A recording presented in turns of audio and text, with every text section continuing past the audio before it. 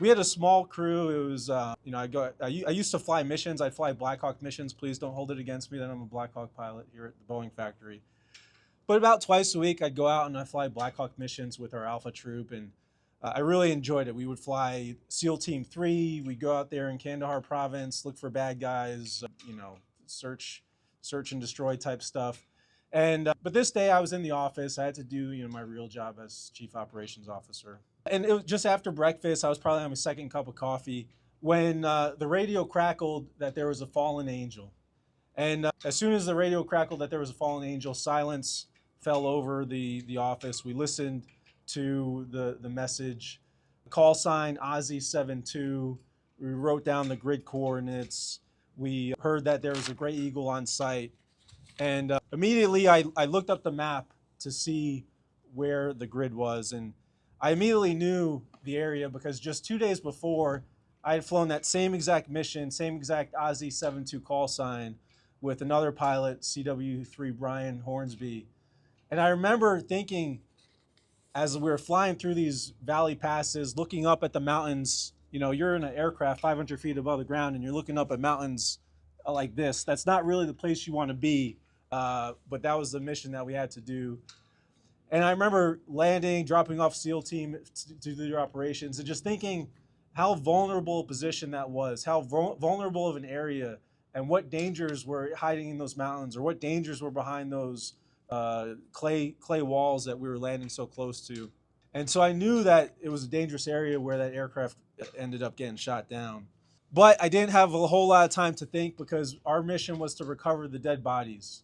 And so immediately I started barking off orders, get the GSAB on the line, see if there's a Chinook that we can use to get our team out there, get Echo Company on the line, let's spool up the casualty collection team, make sure they have all their gear, and let's go out there and recover the bodies.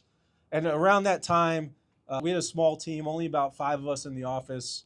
Normally it was 6, but one of our NCOs was out flying a mission that day. The day before, I had told him, hey, you've been in the country 6 months and you've never been out of the FOB. Go fly a mission with Alpha Company and see what it's like outside the wire. The same mission that was one of the 2 aircraft that got shot down.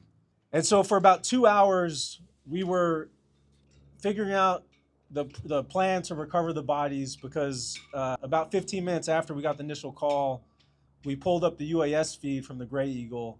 And there on 60-inch screen in front of me, you could see the mountains, billowing cloud of black smoke, and at the center of that black cloud, a Black Hawk burning.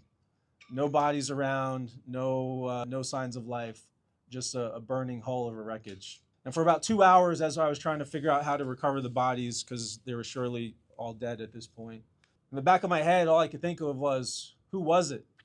Alpha Company was a small unit. We only had about 20 pilots, about 20 crew chief, and at least 4 of them, 4 people that I were friends with, 4 people that I would drink beer with, 4 people that I would go surfing with, because we were stationed in Hawaii before then.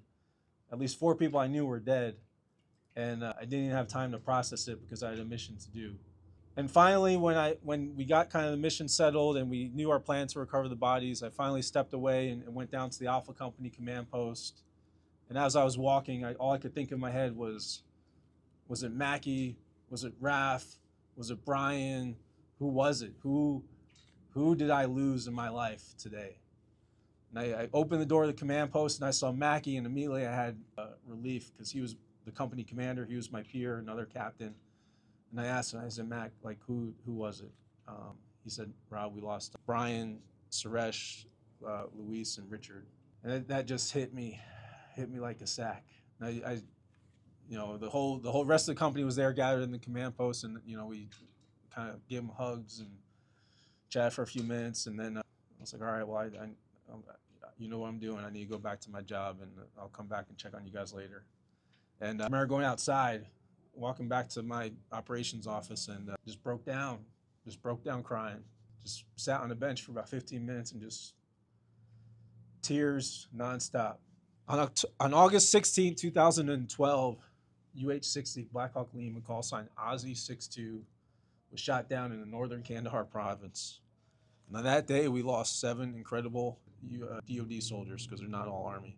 CW3 Brian Hornsby, CW3 Suresh Krause, Specialist Luis Galbreath, Specialist Richard Essex, and from SEAL Team 3, UOD1 Sean Carson, SO2 David Warsen, and SO1 Patrick Feeks. I think about that day often.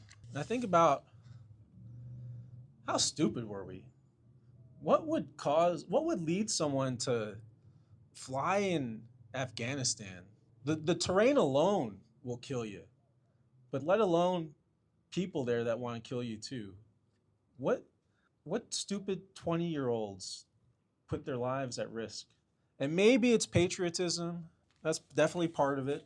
Love for this country. I flew with an American flag under my chest plate every mission for 2.5 years.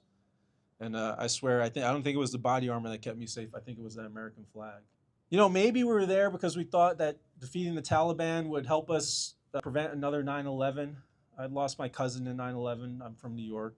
But I don't think that's the full case. I think what really led us to be there and to put our lives at risk every day, at least for me, and I know my peers feel the same way, some of them at least, is as an aviator, we were there to keep the Joes on the ground safe. We were there to do route recons, to make sure that people weren't planting IEDs in the roads, to make sure that there weren't conspiring to attack Americans in the country. And we knew every mission we flew, every time we flew a soldier from point A to point B, and they didn't have to travel on a road, that was a safer option for them. And just by being there, just by flying around, we were keeping our fellow Americans safe. I think that's the spirit that we memorialize here on Memorial Day. Brian, Suresh, Luis, Richard, and the others. It's that spirit of putting your own life to protect others, to protect your brothers and sisters in arms, to protect this nation, to protect our American values of democracy and freedom.